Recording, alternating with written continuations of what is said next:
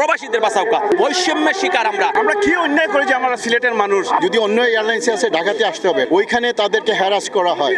তারা এই ফ্লাইটটি বারবার তারা বন্ধ করে দেন বিভিন্ন অজুহাতে। আমাদের দাবি আমরা বাঁচাওকা, আমরা সিলেটবাসীকে বাঁচাওকা, আর আমরা প্রবাসীদের বাঁচাওকা। বৈষম্যের শিকার আমরা। সিলেটিদের সাথে তারা প্রতিহিংসা শুরু করছে, কারণ সিলেট তারা চায় না, তারা অন্য ডিস্ট্রিক্টের মানুষে তারা চায় না সিলেট উন্নত হোক। আমরা যদি এখন রেমিডেন্স বন্ধ করে দেই তাহলে সারা বাংলাদেশ কিন্তু চলবে না, সারা বাংলাদেশ অন্ধ হয়ে যাবে আমাদের যোদ্ধাদের সাথে। কিন্তু আমাদের সাথে আপনারা এমন ব্যবহার করবেন না। বিমান খুব লাভজনক ব্যবসা। আমি কিন্তু গত বুধবারে বাংলাদেশে আইছি, ফুল বিমান ভরা, একটা সিটও খালি নাই, কিন্তু তারা কয় বিমান লস লস লস, সম্পূর্ণ মিথ্যা। এখানে বারবার প্রমাণিত হয়েছে সিলেট বিদ্বেষী। তারা জানেন ম্যানচেস্টার সরাসরি যে ফ্লাইটটি, এখানে 95% সিলেটি জনগোষ্ঠী বসবাস করেন নর্থ ইংল্যান্ডে, যার জন্য তারা এই ফ্লাইটটি বারবার তারা বন্ধ করে দেন বিভিন্ন অজুহাতে। হজ মৌসুম শুরু হবে রমজানের পরে, অথচ রমজানের আগেই তারা ফ্লাইট বন্ধ করে দিচ্ছেন। এর মিনিং হচ্ছে তারা ফ্লাইটটি পুরোতরে বন্ধ করে দিতে চাচ্ছেন। প্রবাসী দেশ হচ্ছে সিলেট। এই প্রবাসীদেরকে বিভিন্নভাবে হয়রানি করা হচ্ছে, একটার পর একটা, একটার পর একটা, একটার পর একটা।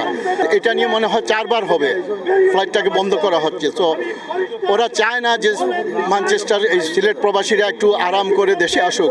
সব দিকে বৈষম্য। তারপরে যখন ঢাকাতে আসবে, যদি অন্য এয়ারলাইন্সে আছে ঢাকাতে আসতে হবে, ঢাকাতে আসার পরে ওইখানে তাদেরকে হ্যারাস করা হয়।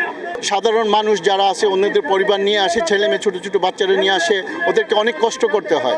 ম্যানচেস্টার থেকে আমরা যারা থাকি এরা অসুবিধা ওইটা একটুই, আমরা কিন্তু সিলেট আইয়া 12 ঘন্টায় বসতাম পারি, 12-13 ঘন্টায় আইয়া ম্যানচেস্টার থেকে আমরা সিলেট বসতাম পারি। কিন্তু আমরা ঢাকা হইয়া আইলে আমরা মিনিমাম 28 ঘন্টা সময় লাগে। Manchester to Dubai, Dubai to Dhaka, Dhaka to Sylhet আমরা 28 ঘন্টা সময় লাগে, আর আমরা 12 ঘন্টায় আমরা যাতায়াত করতাম পারলাম।